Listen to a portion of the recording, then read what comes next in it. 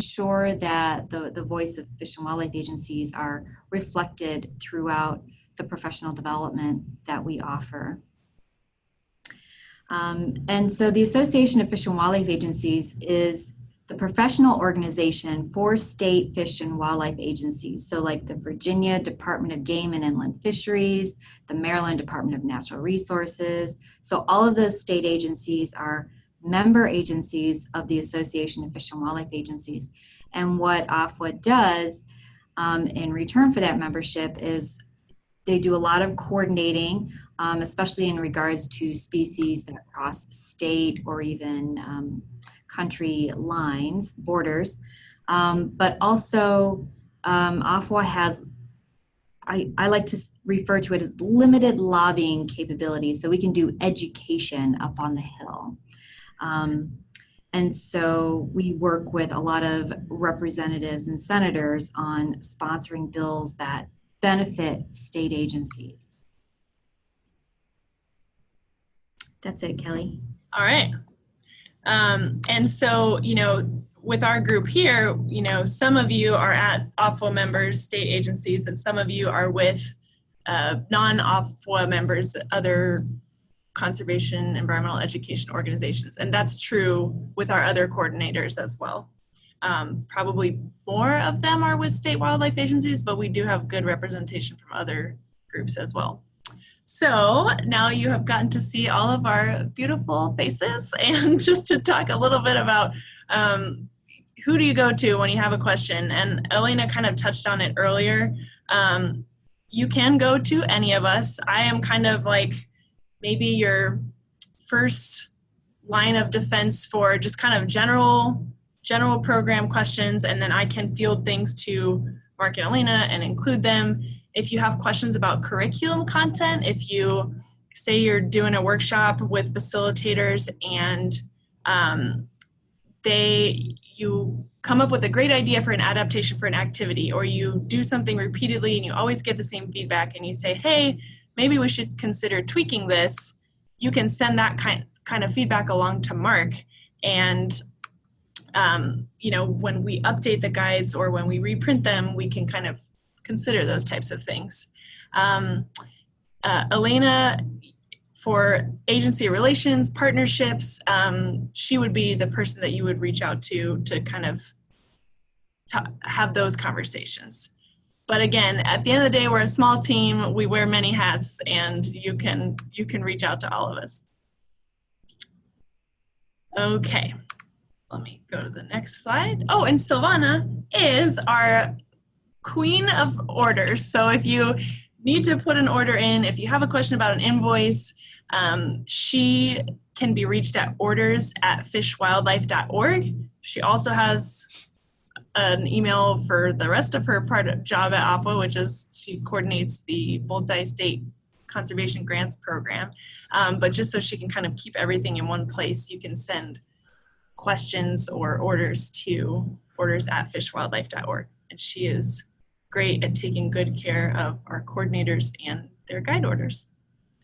And just a quick note, Silvana and actually the rest of the AFWA staff are out of the office next week, so she will not be processing any orders next week.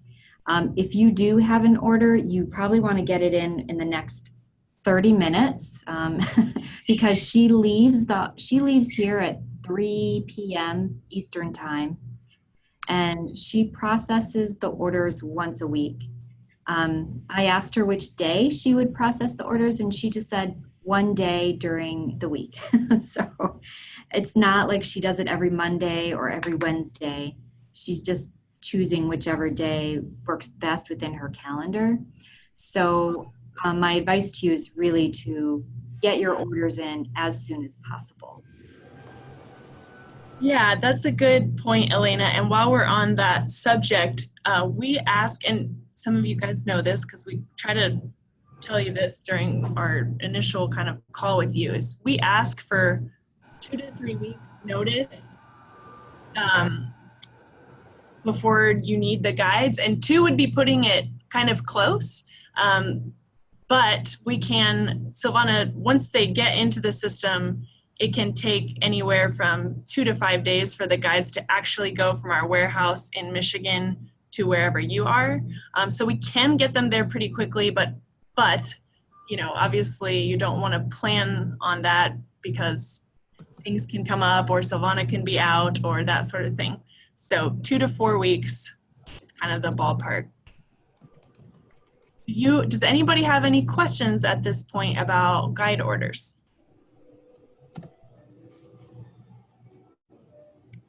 Okay, I'll keep moving along, and then again, just type anything in the chat if you need to. All right, Mark.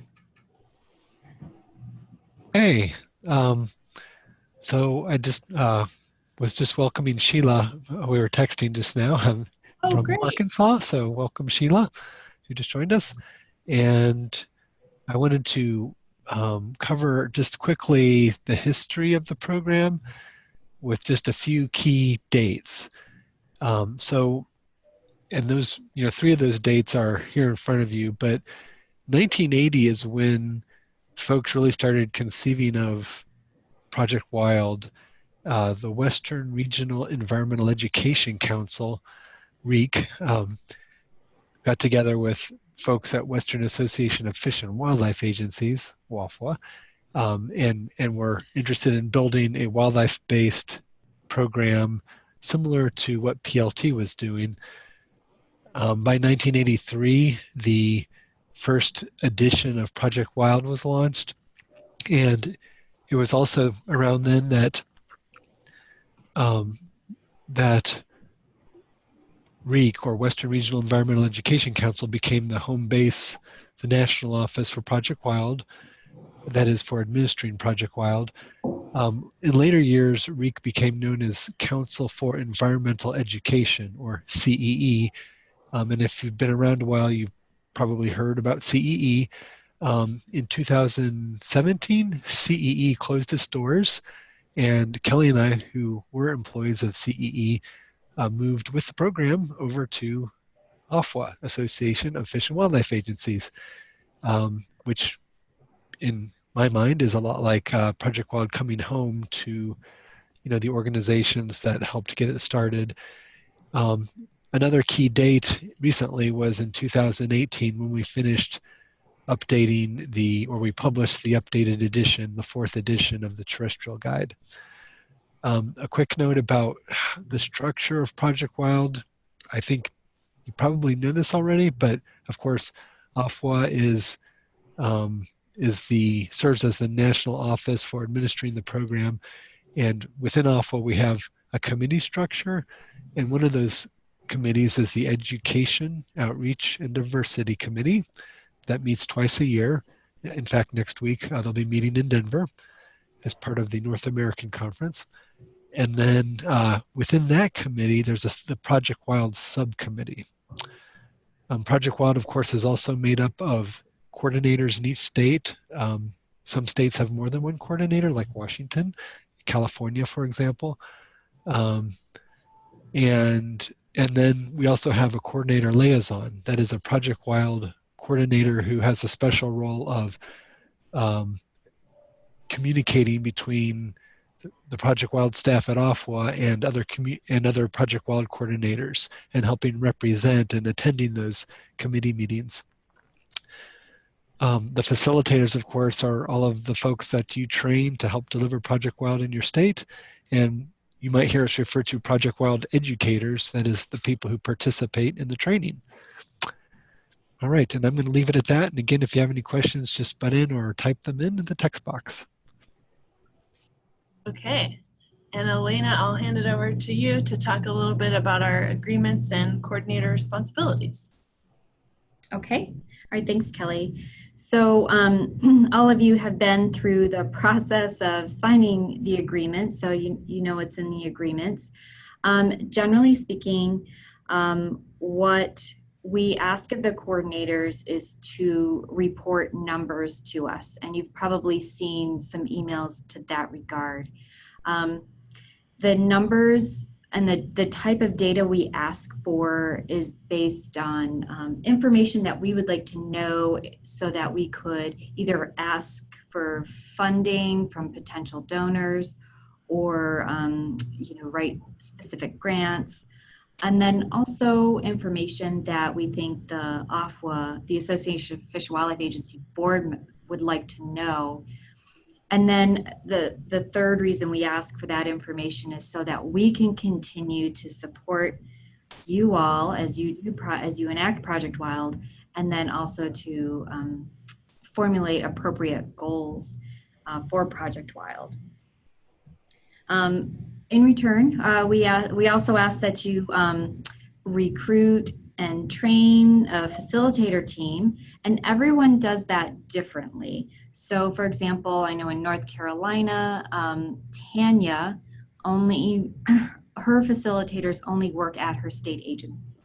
Whereas in, I think just many other places like Florida, no, not Florida, Ohio, for example, Michigan, you can be a facilitator at a nature center, or you could be a classroom teacher. So you need to decide what works best for you and your organization in that regard. Also, it's up to you to decide how you want to do that training. Right now, it stands that we ask you do a minimum of a 6-hour workshop in order for educators to receive either the Project Wild K-12 terrestrial guide or the Aquatic Wild guide. And different coordinators and facilitators do that differently. So sometimes it's 6 hours over a 3-day period, 2 hours each. Sometimes it's 4 hours plus maybe 2 hours of homework that they hand in, like for example, a lesson plan later. So again, there's a lot of flexibility within that.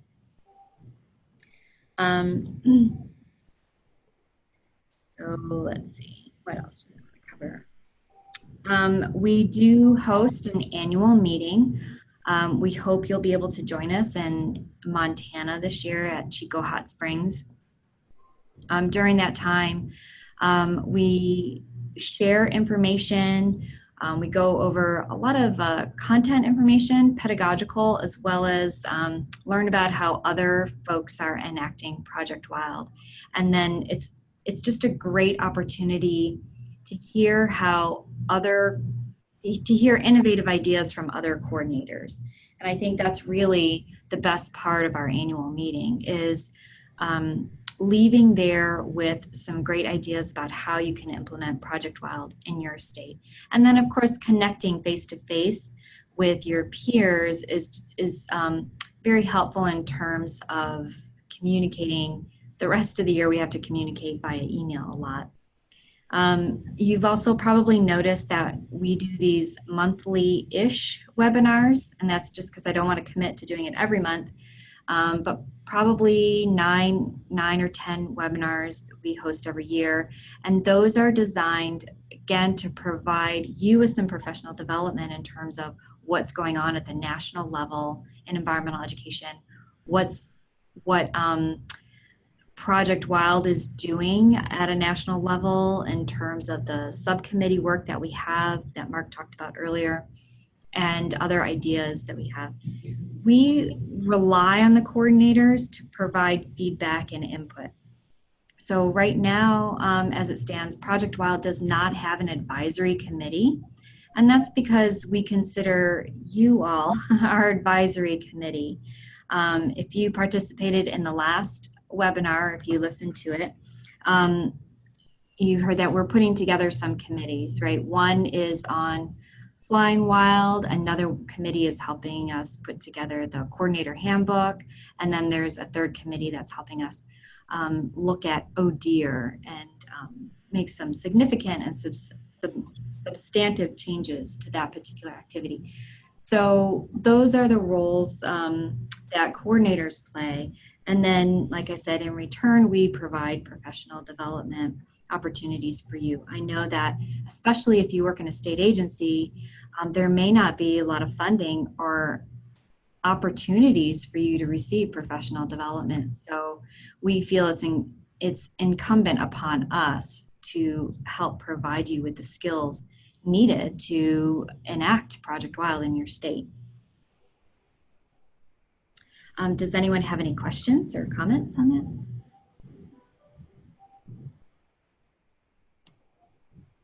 Okay. Okay. So Alena, do you want to talk a little bit? This was just another slide in the same vein. Okay.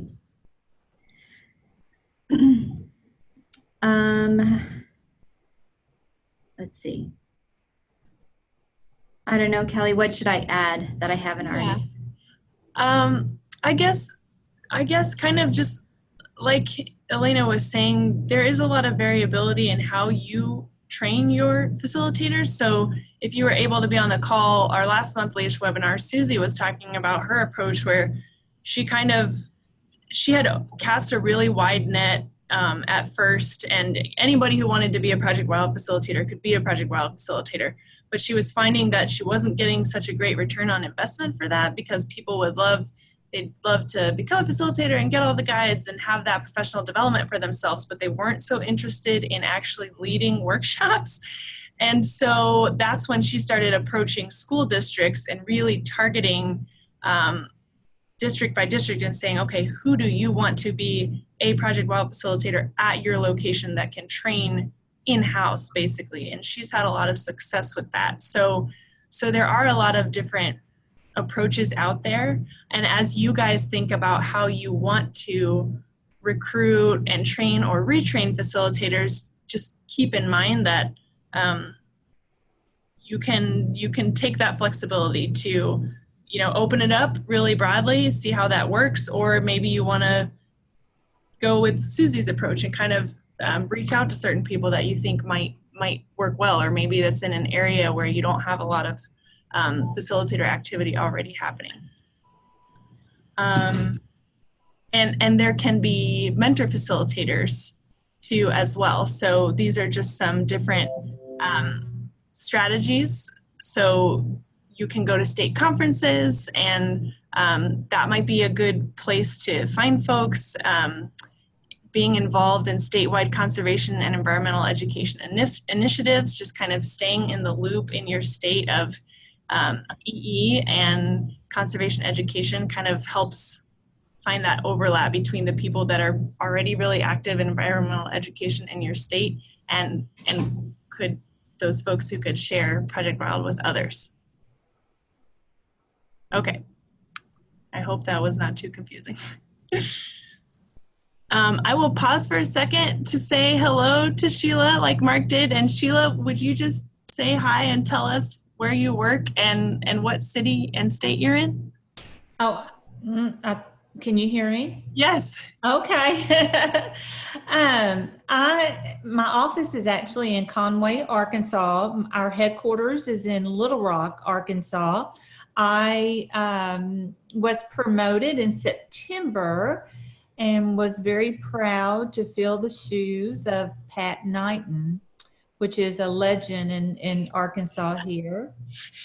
So I was extremely excited after a couple of years of waiting and hoping that I would be promoted to this position. And so I already know a lot about it. I went through about 15 years ago. I went through Project Wild and with Pat Knighton, so was familiar with it.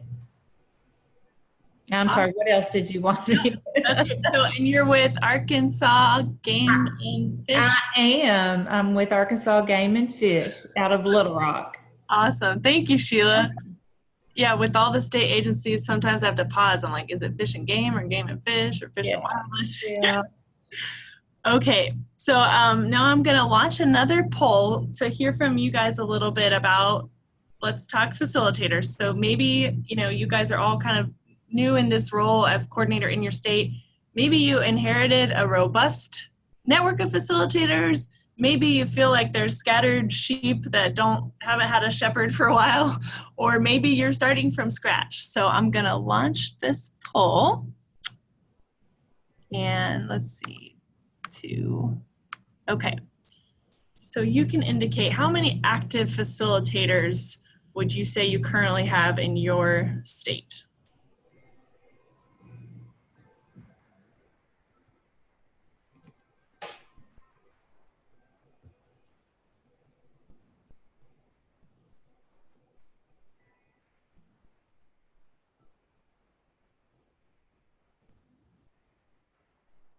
Okay, all right, gonna end the poll, share the results. Okay, so you can see we've got a mix here. We've got some that have a lot of facilitators that you're gonna be, you're now managing and supporting. And then on the other end, small group, and then a lot of folks in the middle.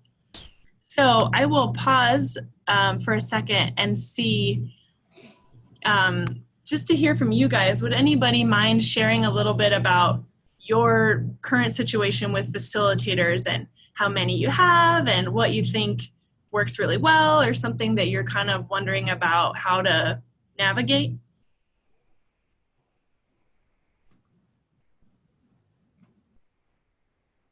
Hi, I can talk. Awesome. So I've inherited about 54 facilitators, but of those 54, I'm not too sure how many are actually being active. I do have some this year that have already done some workshops, which is awesome. But speaking of which, I actually have a webinar tomorrow to meet face to webcam with my facilitators. So I could tell you afterwards how many I actually have that are active. Awesome.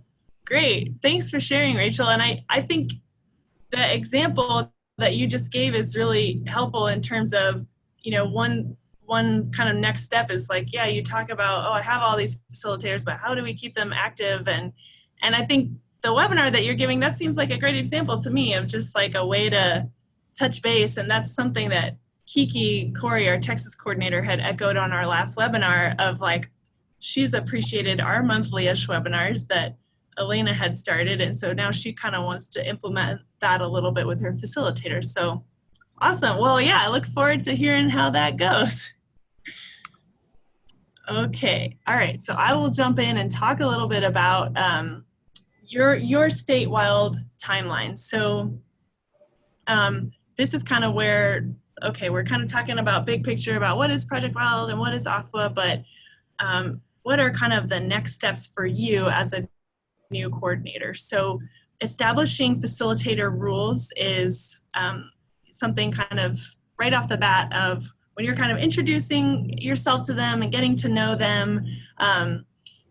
Definitely feel free to establish that you're the Project Wild coordinator now, and maybe you had somebody who was really active before, or maybe there hasn't been a Project Wild coordinator in that role before, but we just want to empower you to, it's not like you're cracking the whip, but you are managing this group of folks, and you can set some guidelines and put a policy in place and just try new things. Like Rachel's setting up the webinar. That's just a great example of, I know in Indiana we had kind of had interim coordinators for a while and some time without a coordinator. So that's a good example. And I know, Heather, I was talking with you recently about workshop fees. That's another thing where it can kind of be variable, and you can set a policy if you want to say, you can cover your expenses, or maybe you can collect up to $10 to $15 more than the expenses, or maybe you want to say Project Wild workshops are $35, and that's our policy based on our funding mechanism. So you can set up a facilitator handbook, and if you already have one in your state, you can edit that. You can look at other examples of other states' facilitator handbooks as a starting point, and you can also involve an advisory board if you feel that you want to not just be making all these decisions by yourself. And that can be informal, kind of like with us, like Alena was saying. For us, you guys are kind of our advisory committee in a way. You guys are the ones that we turn to ask for feedback. And I know some coordinators, like Anita in Florida, has said, you know, she turns to them to ask for what would be helpful for them and what they want to see. So it's definitely a partnership. Setting up a plan of action. Do you want to, have you done a new facilitator training yet? Do you want to try to do one in the spring or the summer? Just kind of thinking about those next steps for you. And you can retrain them. So that's another thing. Do you want to, we've got a new guide out, and I know that different coordinators have kind of set up different protocols for how they get the new guide out to their facilitators, or how they retrain or offer training to their facilitators in the new guide. So I'll pause for a second and ask, is there anybody else who wouldn't mind sharing a little bit about any facilitator training that you've done since you started, or what your plans might be to train facilitators over the next 3 months or 6 months or what have you?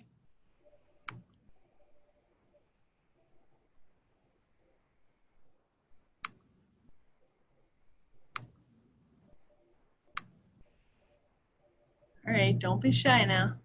I will. Thanks, Sheila. Well, in Arkansas, we're very fortunate because we have 4 education centers and 4 nature centers. And each of these centers, we have 2 educators that are trained in, that serve as facilitators for Project Wild. So I'm very fortunate with that. I did not inherit a large facilitator outside the agency, a number of facilitators outside the agency, but I do have several facilitators in colleges that help when I need these. But a lot of our staff, there is a turnover, and a lot of our staff has not been trained. And then there's been a lot of changes that have been made, especially within the last year, and different way of doing things on my end. So I am actually hosting a refresher course, and I just asked Tabby. You all know Tabby. We were fortunate to get her, but we are having education in the afternoon, education meeting, and I asked her if I could have a facilitator instructor training the morning of. That way, everybody's there, right? Yeah. Yes, and then do a couple of refresher courses like that. Everybody in our agency, you've either been there a long time or you're new. So I'm kind of wanting to host newcomer facilitator training, and we do need some refresher courses as well. So both are definitely needed. So that's kind of the page I'm on right now. Awesome. Thank you for sharing that, Sheila. And I think that brings up a good point, that there's just all these different kind of audiences and niches for who could be facilitators, which is the same as who would be interested in attending an educator workshop.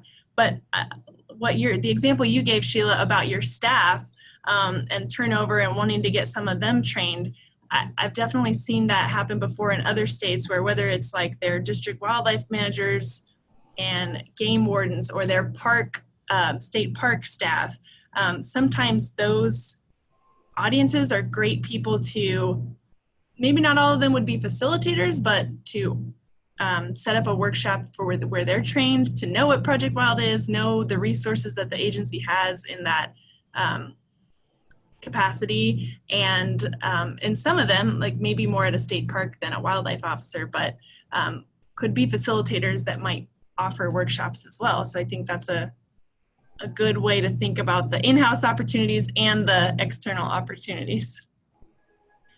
The guide order for getting books for your facilitator trainings and your educator trainings is always going to be on Coordinator's Corner, the most current order form. And we change that every fiscal year. We have a new order form. Sometimes like this year, the prices are the same as last year, but we just indicate the fiscal year to help us keep track. Just to talk a little bit about the forms, your facilitators will submit a workshop proposal form to you. Oh, I wish I had it here. I just sent one to Kiki, but I did a Growing Up Wild workshop last week. And so, oh, that's, okay, sorry, that's a different form I'm thinking of. But the workshop proposal form would be to get the guides to say, okay, I want to do a workshop at my nature center here in Utah, and I'm going to need 20 guides and, you know, giving you all the info. Your facilitator sends that to you, and then you send them the books and any additional accoutrement. In Texas, Kiki sends out, I got this book here, so this box here, she sent me a whole box which had little Project Wild, Texas Parks and Wildlife notepads and pens, and she has like a little USB drive and a sign-in sheet and the guides and the evaluations and the certificates. So I got the box of all that stuff. So that's what you would be sending out to your facilitators. Maybe not with all the goodies if you don't have that in your budget or in your, you know, if that's not something you guys provide. But you send that out. So you ship the guides and the resources. During training, participants will fill out those evaluations. And then the facilitator submits a reporting form. And that's what you will keep track of in some way. Maybe it's in an Excel spreadsheet.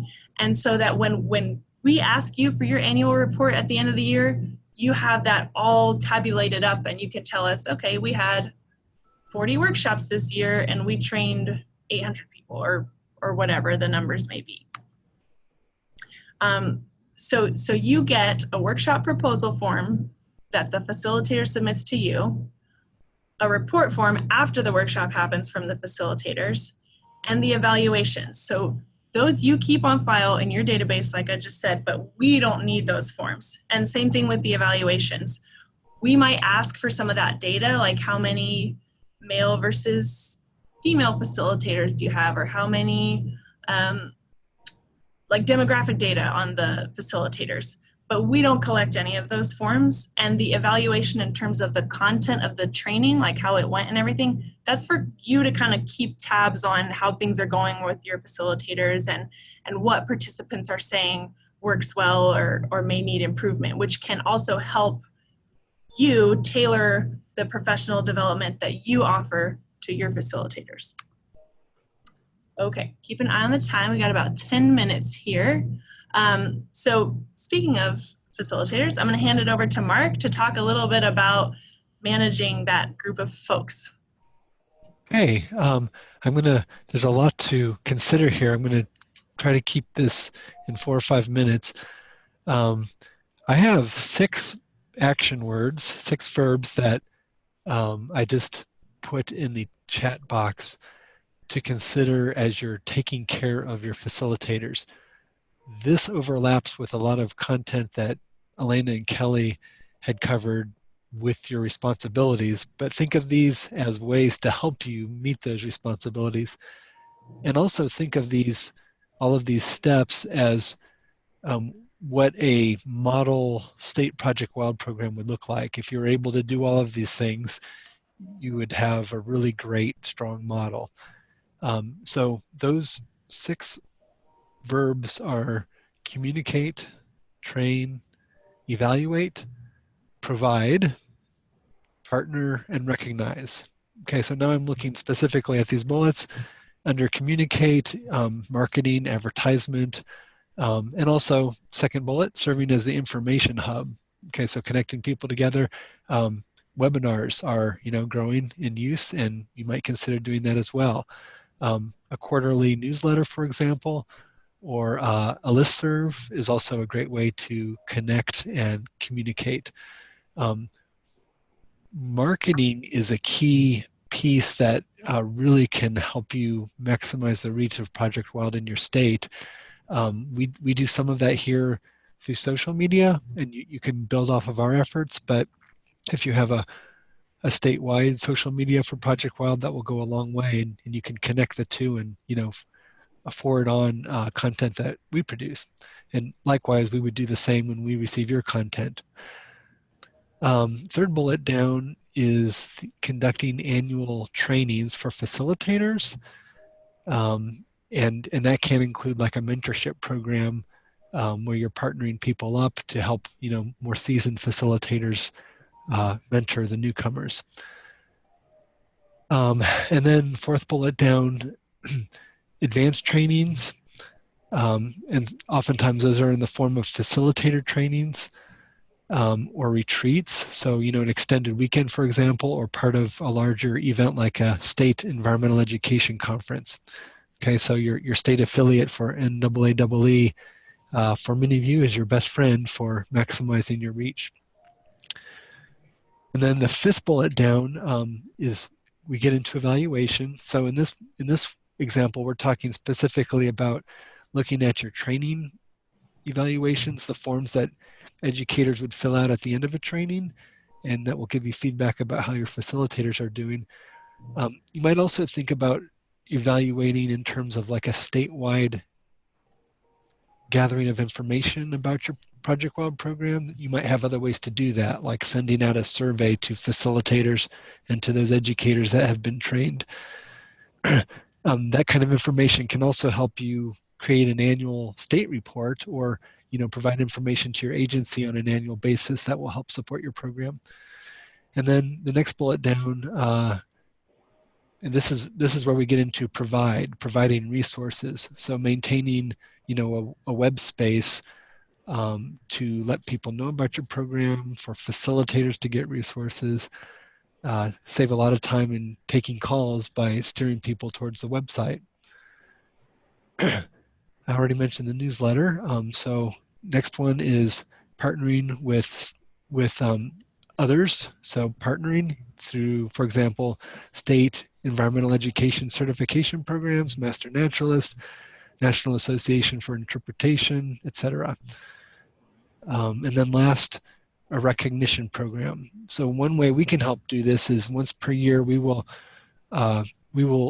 ask if you want to choose any of your facilitators to receive a Facilitator of the Year award.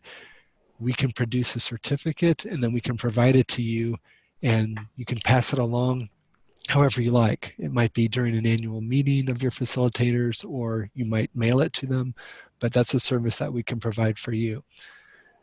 And then the last part of that is having a special recognition for people who do become facilitators, and recognizing them as they get certified. And you might have a ceremony, for example, with that. Okay, sorry, lots of information in a short time. I'm going to stop and let questions go. Thank you, Mark. I think that was really helpful to kind of frame it into those verbs. And everything that's on these slides is in the agenda handout that I had emailed to you earlier today. So you have it in your inbox. Alena, I will hand it over to you to hit some of the highlights of our calendar throughout the year. Okay. All right. What Kelly is showing on the screen right now is just a basic calendar, and sometimes that changes throughout the year, but this is kind of what it's looked like the last couple of years anyway. So we try to get conference registration open as soon as possible, and in fact, even before January, so the previous year, we try to at least let you know, well, you'll definitely know the dates, and you'll definitely, and we try to let you know the cost so you can budget accordingly. Many of you are on state fiscal years, which start October 1. Some of you are on, state fiscal year starts July 1, and then the federal fiscal year starts October 1, and some of you are on calendar year. So it's a little different for everyone, but we try and get the basic information for our annual meeting available to you as soon as possible. And then February is generally when we ask for that information that we collect annually. And then that's also an opportunity for you to nominate the facilitators of the year that Mark was just talking about. Kelly, do you want to say a quick word about the coordinator? Yeah. So we also recognize you all.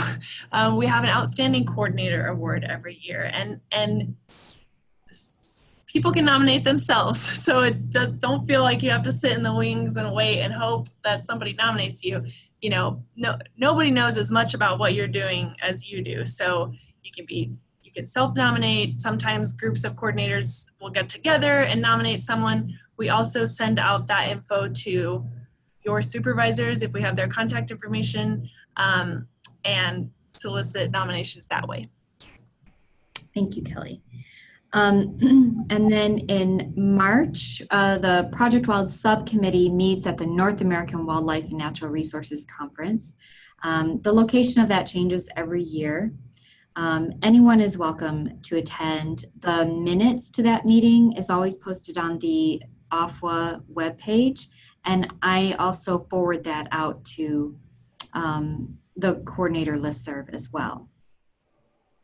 And then it says here May or June is the coordinator conference. So this year it's late June, and we chose late June because we wanted to go to Montana, and there still could be snow there in May or early June, so we pushed it back. And then in 2020, our annual meeting will be in July.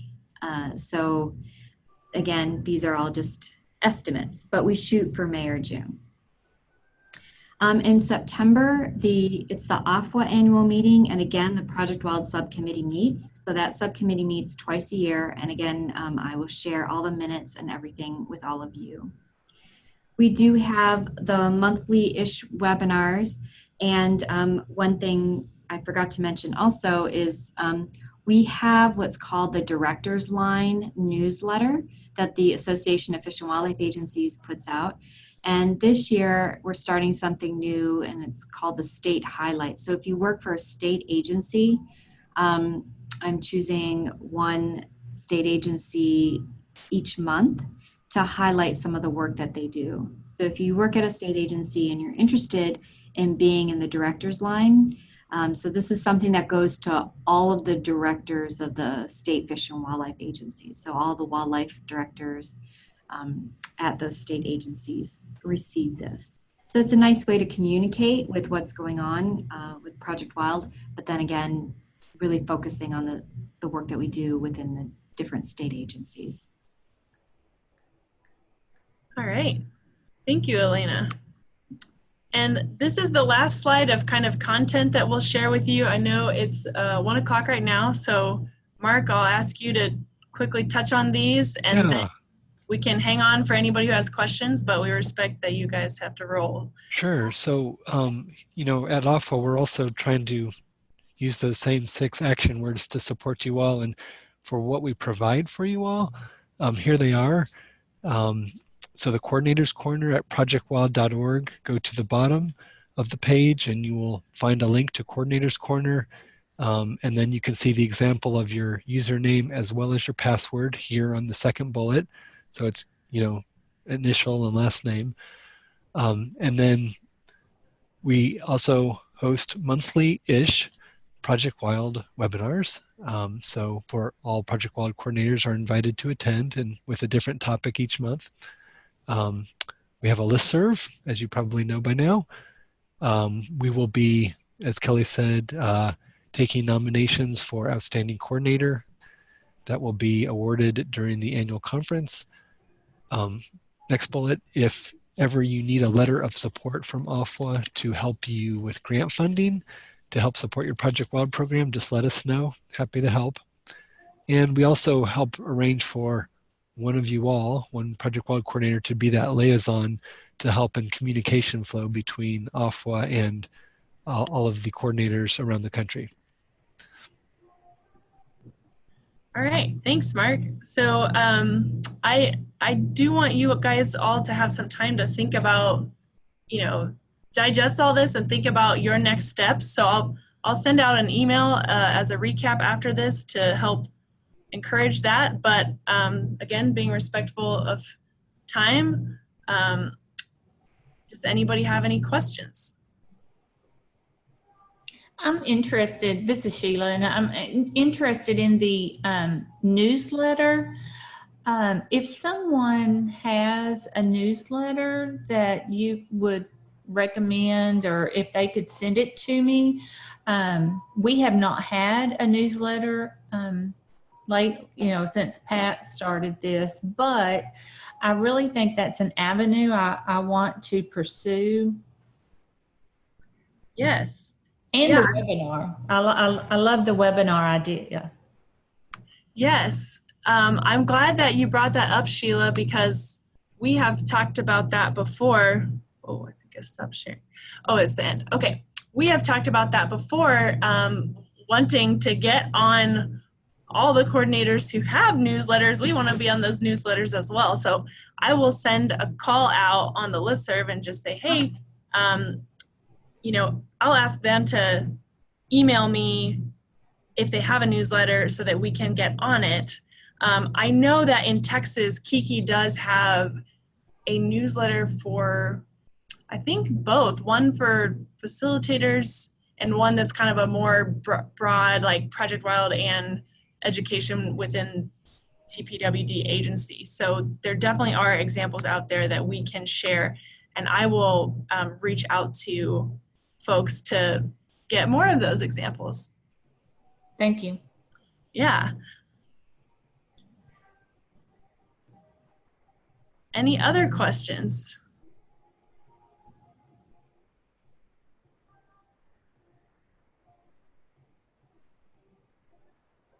Okay. Well, Alena, I'll hand it over to you to do a final sign off. Well, I think that's a great final sign off, Kelly. I do want to thank you all for your time, and I hope I get to meet every single one of you in short order. Sometimes Mark and Kelly and I have the opportunity to travel. If we will be in your state, we'll contact each of you to see if we can get together at some point to meet in person, either just to have a lunch or a drink or whatever. So I hope we get to see you all soon. Great. Okay. I will stop sharing and hang up and follow up with an email. Okay, goodbye, everyone. Bye. Thanks, everyone. Bye. Bye. Bye. Thank you. Thank y'all.